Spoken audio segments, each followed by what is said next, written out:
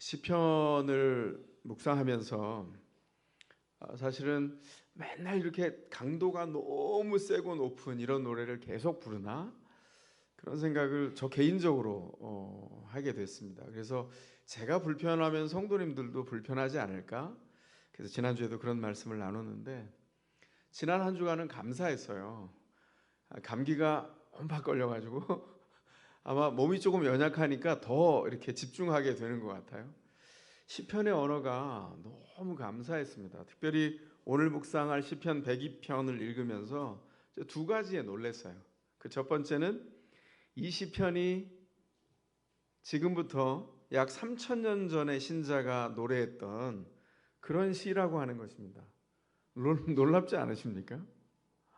3,000년 전에 노래를 했는데 어떻게 그 슬픔을, 아니 슬퍼서 목이 턱턱 막히고 숨이 막히고 넘어갈 것 같고 죽을 것 같고 헐벗고 갇혀 있는데 무슨 여유가 있어서 그 아름다운 그릇을 하나하나 만들어서 슬픔을 그 그릇에 이렇게 정교하게 담아낼 수 있습니까? 좀 놀랬습니다. 그리고 두 번째 놀란 게 있어요. 뭘까요? 3,000년이 지나는 동안 인간이 바뀐 것이 없다는 겁니다. 3,000년 전의 사람에게도 하나님이 필요했고 3,000년이 지난 지금도 하나님이 없이는 살아갈 수가 없다는 것을 다시 한번 발견하게 된 것이 놀라움이었습니다. 말씀드린 대로 이 시편 102편의 신자가 오늘 본문 바로 이전까지 1절에서 11절까지 고난과 허무에 대해서 탄식합니다. 너무나 어렵다는 거예요. 하나님의 임재가 떠난 나날들이 너무나 괴롭다는 것을 묘사합니다. 가장 아름다운 언어로, 어려울 때 아름다운 언어가, 이런 은사가 있는 사람들은 더 아마 그런 언어를 뽑아내나 봅니다. 내 뼈는 화로처럼 달아오른다 이렇게 표현하고 있어요. 눈에 확 그려지는 것 같지 않습니까? 뼈가 타들어가는 것 같이 괴롭다는 겁니다. 내 마음이 풀처럼 시들어서 말라버렸다고 얘기합니다. 심지어 인생의 날이 얼마나 허무한지 연기처럼 날아간다는 거예요. 시골에서 생활해 본 사람들은 압니다.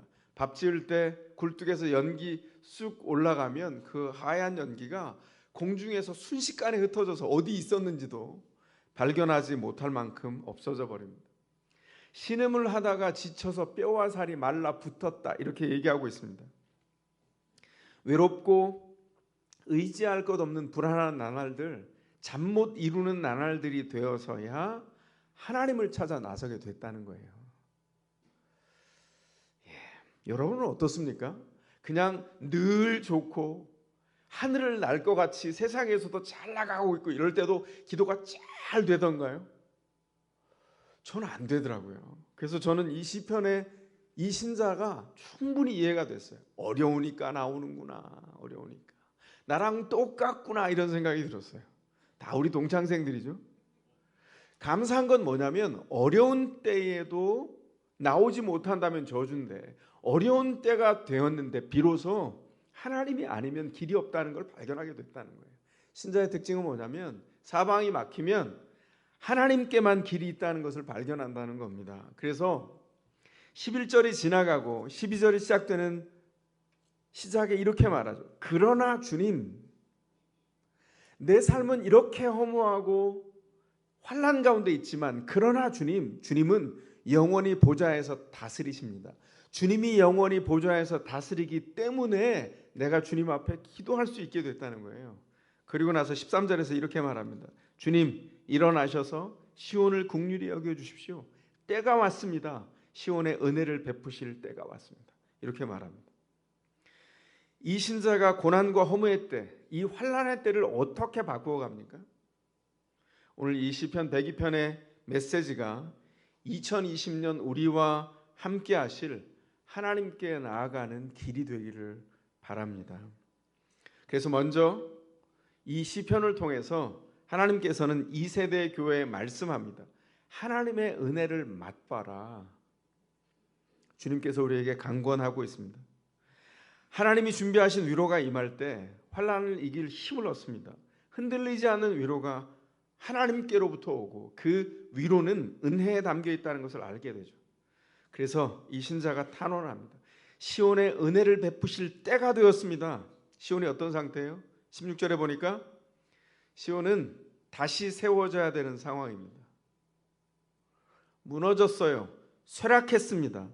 그런데 신자가 뭐라고 말하냐면 시온의 돌들만 봐도 즐겁고 시온의 티끌만 봐도 정을 느낍니다. 이렇게 말합니다. 너무 사랑스럽죠? 그런데 반대로 이런 얘기입니다. 이 신자는 그 쇠락한 시온을 바라보면서 시온의 돌들만 봐도 즐겁고 그 먼지만 봐도 정겹지만 반대로 시온이 쇠락했는데 그 쇠락한 시온을 다시 세울 능력은 없다는 거예요. 다시 세울 능력은 어디 있습니까? 하나님께만 있습니다. 그래서 은혜 앞으로 나와서 간절히 사모하지 않으면, 탄원하지 않으면 내가 다시 일어날 길이 없다, 이걸 발견하게 되는 것이죠. 이 시온이 어느 자리입니까?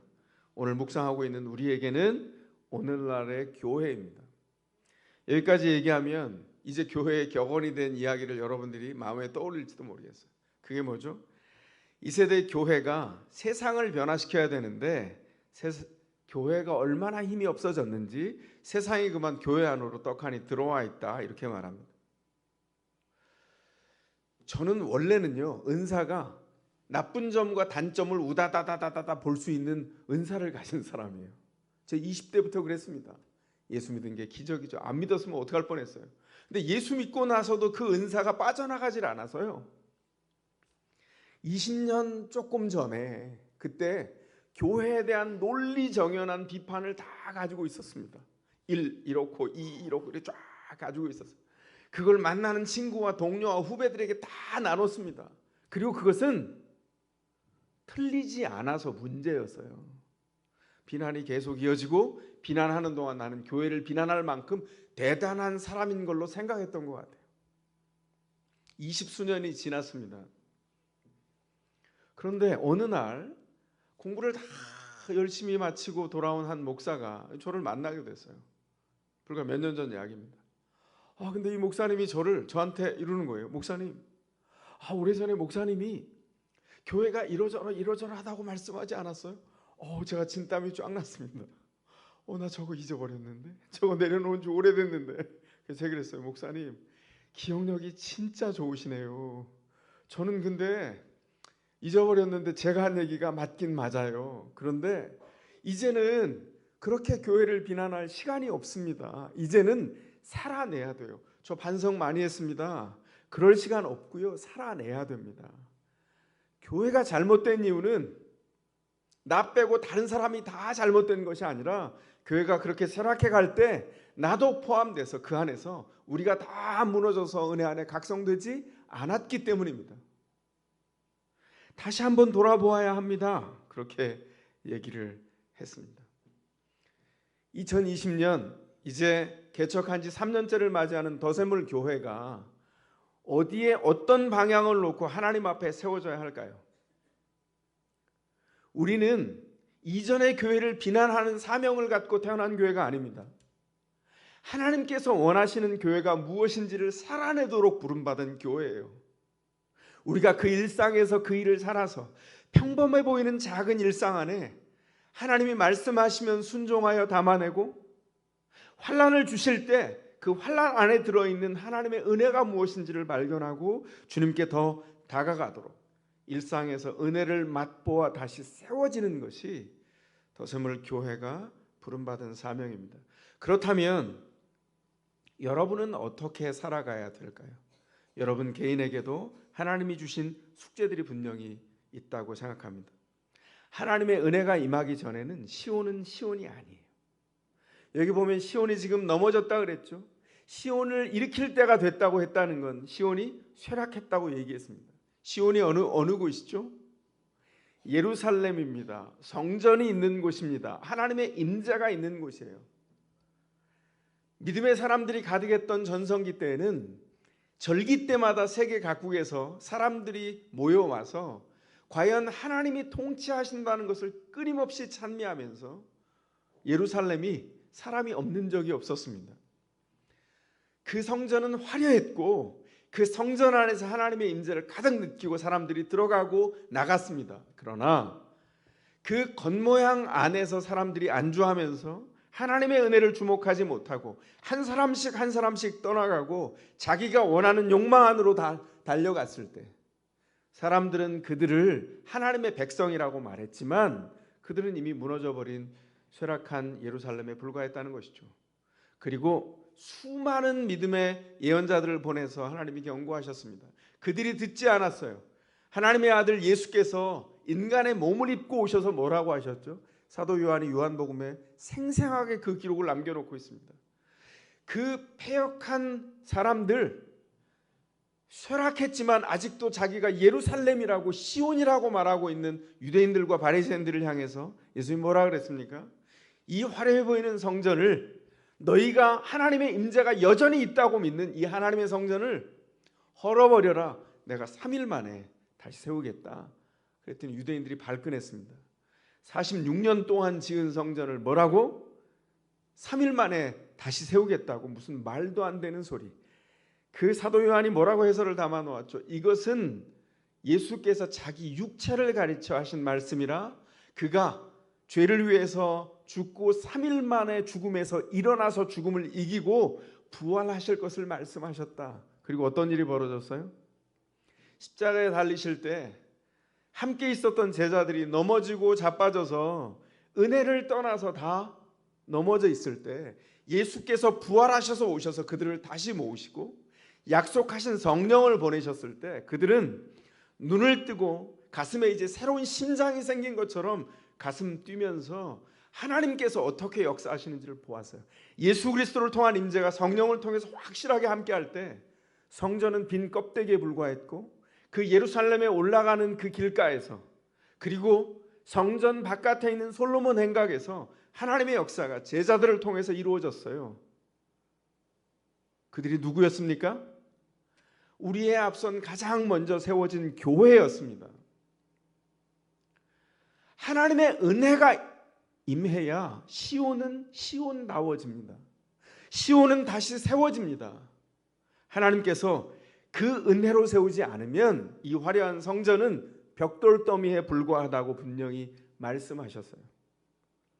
그것은 그때만의 경고일까요? 아닙니다. 오늘 우리에게도 동일한 경고가 있습니다. 믿음이 3대입니다. 4대입니다. 소용없어요. 20년, 30년을 다녔습니다. 소용없습니다. 그게 완전 아무것도 아니라는 뜻이 아니라 기억하며 은혜를 다시 한번 생각할 수 있지만 가장 중요한 것은 오늘 그 은혜로 시온이 세워져야 한다는 것입니다.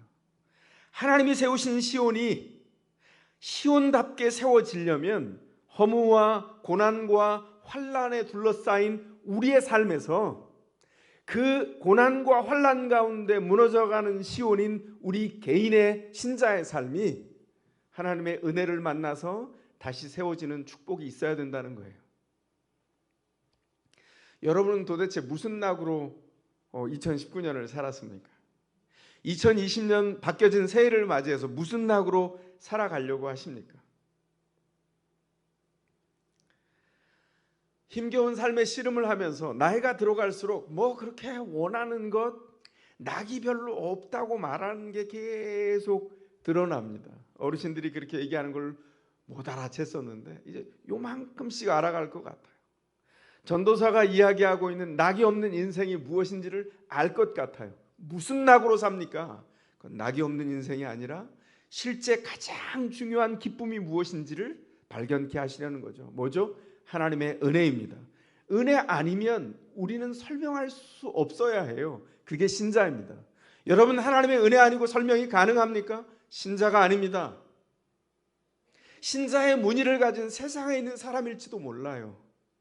신자는 하나님의 은혜가 아니면 그 일상의 작은 귀퉁이 한 곳도 설명할 수 없는 사람이에요.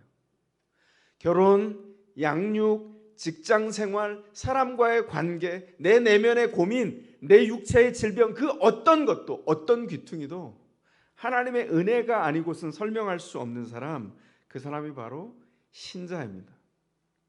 목사는 어떨 것 같습니까? 아까 말씀드렸죠. 개신교에서 목사는 성직자가 아니에요. 목사는 동일하게 부름받은 신자입니다. 제가 이걸 깨달은 어떤 순간부터 그래서 이렇게 말합니다. 제 1차 설명은 목사도 아니고 기독교 학교 교장도 아니고 신자입니다. 어떻게 내가 돌아간 일상의 현장에서 신자로 매 순간을 살아갈 수 있을까? 하나님의 은혜가 아니고서 그게 가능할까요? 목사도 불가능합니다. 성경에 있는 내용을 수도 없이 읽고 알아서 이 내용을 정말 관통하여 다 알면 그 권능이 있는 삶이 가능할까요? 아니요. 이 말씀이 제 뼈와 살을 통과하지 않고서는 불가능합니다. 다른 말로 바꾸면 하나님의 은혜가 아니고서는 신자로 서는 것, 목사도 불가능합니다. 제가 이것을 깨달은 첫 지점이 있어요. 잊지 못하는 지점입니다.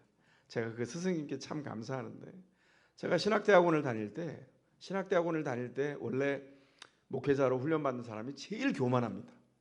말씀을 세계에서 최고로 알고 있는 것 같고, 누가 설교를 하면 마음속에서 이렇게 돼요. 해보시지. 내가 한번 들어주겠어. 뭐 이렇게 돼요. 부끄러운 나날들입니다. 그런데 어느 날 제 스승님이 강단에 서셔서 이렇게 말씀하셨어요. 목사란 그날 목사직에 대한 정의를 새로 했습니다. 목사란 그분은 그냥 너무 쉽게 물 마시듯 이렇게 말씀하셨어요. 목사란 강단에 세워놓으면 하나님의 말씀을 전하고, 강단 밑에 내려오면 누워서 만화책 보는 사람이다. 이렇게 희화해서 얘기했습니다. 교우들이 와 웃었어요. 그리고 제 진지한 선배님은, 그리고 형님은 이렇게 옆에서 말씀하셨어요. 목사가 교양도 없이 저렇게 말씀하네. 이렇게 얘기를 했는데 저는 그날 움직일 수가 없었습니다. 그 예배가 끝나고 그 자리에 앉아서 점심도 먹을 수가 없었어요. 먹을 시간을 잊어버렸습니다. 너무 충격을 받았기 때문에. 목사가 별거 아니구나. 하나님의 은혜가 아니고선 설명할 수 없는 사람이구나. 일상을 살아야 되는 사람이구나. 강단의 말씀을 들고 올라오기까지 이 말씀의 활자에 들어있는 이 말씀이 제 삶을 통과하지 않는다면 올라와서 전할 수 있을까요? 전 직무유기라고 생각합니다. 이 말씀이 제 삶을 통과하려면 오롯이 앉아서 이 말씀을 봐야 돼요. 그리고 오롯이 걸으며 이 말씀을 살아내고 곱씹으면서 하나님이 어떻게 말씀을 통해서 우리 가운데 역사했는지를 기억해야 합니다. 동일하게 일상을 살아가는 사람이에요. 굉장히 예리한 칼날과 그 칼솜씨를 가진 검객에게 제가 확 베인 느낌이었어요. 꼼짝을 못했습니다. 그리고 나서 제가 해방됐습니다. 제 마음이 일상을 사는 거구나. 이게 얼마나 종교개혁 정신에 합당한가. 일상을 살아야지. 제가 말씀을 든 목회자로 활동할 뿐만 아니라 강단 밑에 내려가면 누군가의 아버지로, 누군가의 남편으로, 누군가의 이웃으로 사는 일상이 없다면 아무것도 아닌 것입니다. 저만 그렇습니까? 여러분도 동일합니다. 왜 신앙이 힘겹고 낙이 없고 고난과 허무할 만한 환난이 닥칠 때 환난을 넘어가고 해석하지 못하고 그 안에 주저앉게 됩니까? 왜 무기력하게 되죠? 이유가 뭐냐면 은혜 앞에 앉지 않기 때문입니다. 일상의 많은 날 좋은 때는 내가 잘나서 된 것 같아요. 그래서 내가 그 화려한 날, 그 화려한 때를 지나가는 것처럼 살았습니다. 근데 세상에 격언도 많더라고요. 성경세계까지 안 와도 화무 11홍이라고요. 어른들이 얼마나 얘기를 많이 하는지. 백일홍 붉게 폈는데 우리 어머니께서 몇 년 전 말씀하셨습니다. 화무 11홍이라더라. 화려한 꽃도 열흘을 넘어 피는 적이 없다는 겁니다. 하나님 앞에, 은혜 앞에 주목하지 않으면 우리 인생은 낙이 없어요. 하나님께서 그 은혜로 설하고 우리를 불러내신 겁니다. 하나님의 은혜가 아니라면 우리의 삶은 무능력하기 짝이 없습니다. 하나님의 은혜 없이 지탱하는 삶이 얼마나 보잘것없습니까? 그럼에도 불구하고 얼마나 보잘것없는 생애를 붙들고 문제를 만날 때마다 자기 판단을 앞세웁니까? 왜 그러죠? 내가 경험했거든요. 내가 이만큼의 삶을 통해서 경험했어요. 이때는 이렇게 이 길로 가면 맞는데, 그런데 그 길로 가다가 꽈당 넘어져요. 이유가 뭐죠? 우리는 우리 직관과 경험으로 산 것이 아니라 하나님의 은혜로 살았어요. 하나님의 은혜로 살도록 부름받았어요. 그게 신자입니다. 그래서 뭐라고 말씀하신다고요? 주님이 어떻게 약속하신다고요? 주님께서 시온을 다시 세우실 것이다. 은혜를 주목하면 시온을 다시 세우시는, 우리 일상을 하나님의 목적 안에 부릴듯 세워가시는 하나님의 능력과 손이 보입니다. 2020년 한 해 동안 우리가 그 신자의 일상을 살아낼 수 있었으면 좋겠습니다. 아무도 보지 않는 곳에서 어려움과 환난을 만나는 때가 와도 당황하거나 두려워하거나 무기력한 상태에서 주저앉지 않고 하나님의 온전한 은혜를 주목하고 우리를 다시 세워가시는 주님의 은혜를 의지해서 일어날 수 있었으면 좋겠습니다. 사랑하는 더세물교회 성도 여러분, 2020년 동안 여러분의 일상이 하나님의 은혜로 세워져서 주님의 영광이 곳곳마다 무투위마다 드러나기를 축원합니다. 그렇게 기도합니다. 여러분 스스로가 그렇게 기도해야 할 것입니다. 주님, 주님의 은혜가 1년 내내 나를 세우십시오. 제가 속해 있는 목장을 세우십시오. 교회를 세우십시오. 제 직장을 세워주십시오. 기도하시기 바랍니다. 주님이 분명히 응답하실 거예요. 무릎의 사람이 되시길 바랍니다. 제가 목회 편지에 썼다고 말씀드렸습니다. 여기 보시면 어려운 시대를 회복해가는 신자들이 가진 공통점이 있어요. 뭘까요? 하나님의 은혜를 주목했다는 것입니다. 그들은 어려운 시대를 만날 때마다 하나님의 은혜를 주목하고 무릎을 꿇었어요. 제가 아까 오독에 뭐라고 붙여주시겠습니까? 오독의 대왕이라고 스스로 붙일까요? 여기 김경주 시인이 쓴 이 시를 보고 제가 무릎을 쳤는데요. 이렇게 써 있어요. 1년 첫머리가. 저녁에 무릎하고 부르면 좋아진다. 당신의 무릎, 나의 무릎, 시간의 무릎. 무릎은 몸의 파문이 밖으로 빠져나가지 못하고 살을 맴도는 자리 같아서 저녁에 무릎을 내려놓으면 천근의 희미한 소용돌이가 몸을 돌고 돌아온다. 가슴이 저미지 않습니까? 무릎에 인생의 모든 무게가 다 담겨서 저녁에 무릎을 내려놓으면 그 천근의 희미한 소용돌이가 무릎의 파문으로 계속 밖을 빠져나가지 못하고 이걸 누구에게 알려주겠어요? 자신 안에서 먹이고 먹이면서 인생의 무게로 다가온다는 거예요. 희망이 근데 어디 있는 줄 아세요? 이 천근의 무게를 지탱하는 무릎이 그래서 망가지는데 하나님의 사람들은 이 무게를 지탱하는 무릎을 드릴 방법을 알게 됐다는 것이죠. 그게 뭐죠? 기도하는 것입니다. 무릎을 꿇는 거예요. 주님 앞에 무릎 꿇어서 그들은 하나님 앞에 세워졌습니다. 제가 여기 썼던 엘리야, 그가 하나님의 위대한 일을 하고 넘어졌어요. 허리가 꺾였습니다.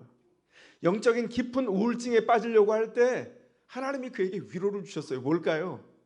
자고 깨면 밥 주는 것도 물론 앞에 지나갔습니다. 그런데 그가 세워졌을 때, 그가 생각을 할 만할 때 하나님이 진정한 위로의 선물을 주셨어요. 뭘까요? 뭐 금반지를 주셨을까요? 그런 거 아니고요. 얘야, 너 말고 너와 똑같은 길을 가고 있는 사람, 성경에 나와 있는 언어로 하면 바알에게 무릎 꿇지 아니한 사람, 오직 하나님께만 무릎 꿇은 사람 7,000명을 내가 남겼다, 이렇게 말씀합니다. 그게 위로래요. 엘리야에게 그 7,000명은 무명의 사람들입니다. 이름조차 알 수 없는 사람들이에요. 근데 그들을 남겨서 하나님의 역사를 이루어 가신다는 거예요. 참 놀라운 건 뭔지 아세요? 내가 오늘 살아가는 동안, 분투하는 동안 그 은혜를 아는 사람 7,000명이 동시에 하나님 앞에 일어나서 은혜를 주목하고 주의 교회와 주의 역사를 위해서 하나님 앞에 일상을, 그 작아 보이는 일상을 도도한 주님의 역사로 바꿔가는 사람들이 있다는 거예요. 더세물교회 도전합니다. 여러분들이 그 일원이 되셔야 돼요. 하나님께서 우리를 불러서 이제 2주 남았습니다. 우리 새해 첫 프레어나인 저녁 9시에 무릎하고 부르면 위로가 되었으면 좋겠습니다. 나뿐만 아니라 함께 동일하게 기도하고 있는, 하나님 앞에 울부짖고 있는 성도들이 있다는 것을 알아서 위로가 있었으면 좋겠어요. 우린 그 무릎으로 삽니다. 왜냐하면 하나님의 은혜가 거기 있기 때문입니다. 은혜 안에 위로를 담아 놓으셨고 은혜 안에 회복이 있고 은혜 안에 하나님이 허락한 길이 있다는 것이죠. 여러분을 그래서 축복합니다. 서로를 향해서 2020년 한 해 동안 남겨진 7,000명이 되시기를 축복합니다. 두 번째로 성경은 우리에게 이렇게 강권하는 정도가 아니라 명령합니다. 다음 세대가 하나님의 은혜를 맛보게 하라, 명령입니다. 이게 히브리 원래 쓰였던 성경에서는 명령이 아닌데 이걸 히브리어를 모르는 그 이후의 백성들을 위해서 만든 70인역에 보면 그 번역하면서 희한하게 명령법으로 바꿨어요. 의미가 명령이기 때문에 그렇습니다. 하나님의 은혜를 맛보고 회복해서 일어난 2세대의 성도들이 있어요. 근데 2세대의 성도들은 그 2세대의 성도로 살아가는 것으로 끝나면 안 됩니다. 뭘 해야 될까요? 그 은혜를 다음 세대가 알도록 해야 된다는 거예요. 참 기가 막히죠. 더샘물 교회의 두 번째 설립 비전이 뭡니까? 믿음 계승 운동입니다. 믿음 계승 운동이 일어나도록 성경이 명령하고 강권하고 있다는 거예요. 18절을 볼까요? 18절이 이렇게 말하고 있습니다. 다음 세대가 읽도록 주님께서 하신 일을 기록하여라. 아직 창조되지 않은 백성이 그것을 읽고 주님을 찬양하도록 하여라. 기가 막힌 말씀이죠. 주님이 하신 일을 기록해서 다음 세대가 읽도록 하라는데 그 다음 세대는 누구냐면 아직 창조되지도 않은 백성이에요. 뭐죠? 우리 자녀뿐만 아니라 우리로 따지면 우리의 증손,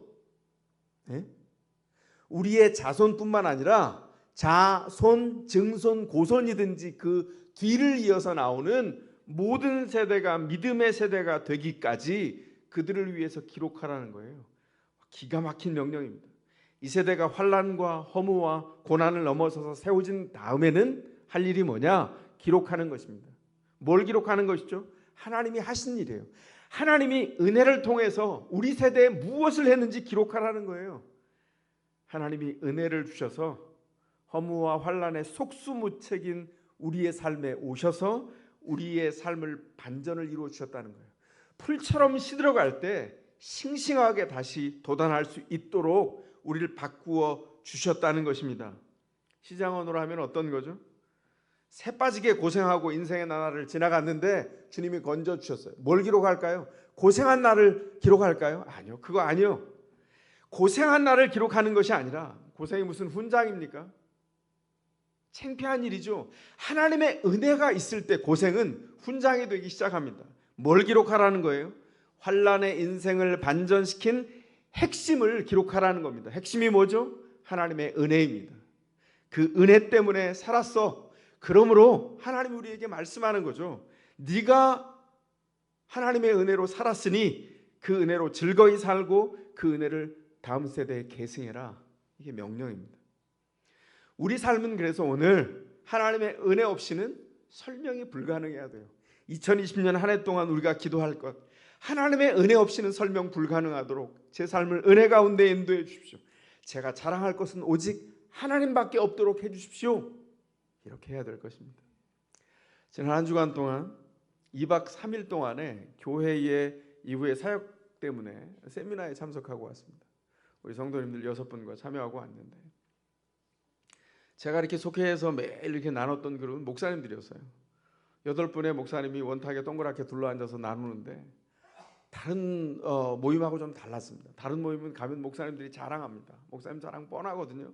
창피해서 말씀 못 드리겠습니다. 그런데 거긴 자랑이 없어요. 다들 자기를 내려놓고 막 너무 연약한 이야기만 하느라고. 근데 그 연약한 이야기를 하는데 다 울어요. 목사들이, 남자들이 둘러앉아가지고 뭐 분위기 좋은 저녁도 아닙니다. 대낮에 다 울어요. 훌쩍거리고. 왜 울까요? 말 안 해도 서로 압니다. 왜 우냐면 나도 그 환난의 어려운 때에 하나님이 만드셨는데 저 사람도 그러네. 저 사람도 그러네. 저 사람에게도 하나님이 살아계셨네. 저 사람에게도 하나님의 은혜가 있었네. 그 은혜 때문에 우는 것입니다. 다 다르죠. 어느 목사님 나이 많아서 이제 은퇴하신 목사님 이런 자랑하더라고요. 자기는 경기중학교, 경기고등학교, 서울대 나와서 잘 나갈 줄 알았는데 하나님이 박박 두들기셔서 무너뜨려 놓으셨다고. 제 언어로 하면 소금을 확 뿌리셔서 절코 놓으신 거예요. 왜냐하면 이게 팔팔 살아서 자기 학력을 자랑하고 서가면 인간이 안 되거든요. 그래서 하나님이 어떻게 하시냐면 다 소금 뿌려서 절컸다가 자꾸 이렇게 저처럼 물어보면 대답은 해주세요. 왜 이러세요 저한테? 소금을 왜 뿌리세요? 그러시면 너 맛있게 김치 담궈서 성도들 먹이려고 이런 말씀을 해주신다고요. 저만 들었으면 좋겠는데 모든 사람이 다 각각의 경험을 통해서 자랑할 건 한 가지밖에 없어요. 오직 은혜 때문에 이 자리에 섰다고 다 자랑합니다. 그게 신자의 삶 아닙니까? 그게 2020년 한 해 동안 우리가 부름받은 자리입니다. 우리에게 어떤 자랑이 있습니까? 집을 늘리면 자랑입니까? 승진하면 자랑입니까? 감사거리는 될 수 있어요. 자랑은 아닙니다. 우리에게 어떤 타이틀이 더 생기면 자랑일까요? 아닙니다. 우리에게 있어야 할 유일한 자랑은 하나님의 은혜입니다. 은혜 때문에 삽니다. 은혜 때문에 넘어졌고 은혜 때문에 다시 일어났습니다. 시온을 다시 세우시는 주님의 은혜 앞에 섰을 때 내가 다시 세워집니다. 그리고 주님을 찬양하게 될 것입니다. 이것을 어떻게 기록할까요? 어디에 기록할까요? 부모 세대의 인생 그 자체에 기록하는 것입니다. 부모 세대의 인생 그 자체에 기록했던 한 사람의 이야기를 나누려고 합니다. 사랑하는 어느 부부가 있었습니다. 그런데 이 부부는 결혼한 지 10년이 지났는데도 아이가 생기지 않았어요. 그래서 그 사이에 간절히 부부가 기도했습니다. 그리고 하나님이 응답해 주셨어요. 10년이 지나서 첫 아이를 얻었는데 태를 여셔서 줄줄이 5명을 자녀를 허락해 주셔서 10년이 지난 이후에 늦둥이를 5명을 차례로 얻었습니다. 그래서 부부에겐 더 이상 남부러울 게 없어졌어요. 그런데 사고가 났습니다. 사고가 있기 전날 밤 부부가 저녁 늦게 잠자리에 들기 전에 핫초콜릿을 뜨겁게 녹여서 나누어 먹고 정담을 나누고 그리고는 침대에 누웠습니다. 누워서 아내가 남편에게 이렇게 말했어요. 여보, 지금보다 더 행복한 데는 없을 것 같아요. 하나님의 선하심이 이처럼 크게 느껴진 적은 없어요. 전 너무 놀라워요. 이런 고백을 서로 나누고 감사했는데 채 하루가 지나기 전에 이 아내는 죽게 되었습니다.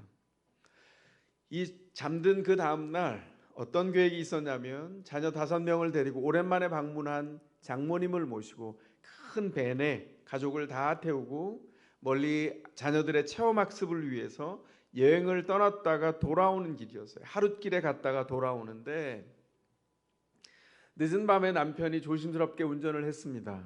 그래서 조심스럽게 커브를 틀어서 모퉁이를 돌고 있는데 마주 달려오던 술에 만취한 운전자가 운전하는 트럭이 이 차를 덮쳤고 이 사고로 인해서 이 남편은 그 짧은 순간 아내와 딸과 장모님을 떠나보내야 했습니다. 하루아침에 아이 셋과 홀로 남겨지게 된 것입니다. 슬픔을 헤아릴 겨를도 없었다고 말합니다. 왜냐하면 남겨진 세 아이 중에 또 한 아이가 중상을 입었거든요. 그 아이를 치료하기 위해서 아이 뒷바라지를 하고 주변 일을 정리하느라 정신이 없이 시간이 지나갔습니다. 그리고 장례식 날이 다가왔습니다. 나란히 놓여있는 세 개의 관을 보는 그 순간 그가 책에 이렇게 기록했어요. 나는 그 순간 나는 죽고만 싶었다. 이 사람의 이름은 제럴드 시저라는 미국 신학대학의 신학 교수입니다. 이 사람의 이전에 굉장히 난해한 책을 한 2권 정도 읽었어요. 이 책 못 쓰겠다. 저는 이상한 버릇이 있는데 그 사람의 첫 책을 접근해서 잘 못 읽으면 그 다음 책을 읽는 게 굉장히 힘겨워지는 그런 아주 이상한 습성이 있는데 그러다가 하나님 앞에서 울다, 이 어려운 기록을 담아놓은 이 하나님 앞에서 울다라고 하는 책을 접하게 됐어요. 원제목은 위장된 은혜입니다. 그가 이 책에서 환난이 위장된 은혜라고 말합니다. 시저가 이렇게 말합니다.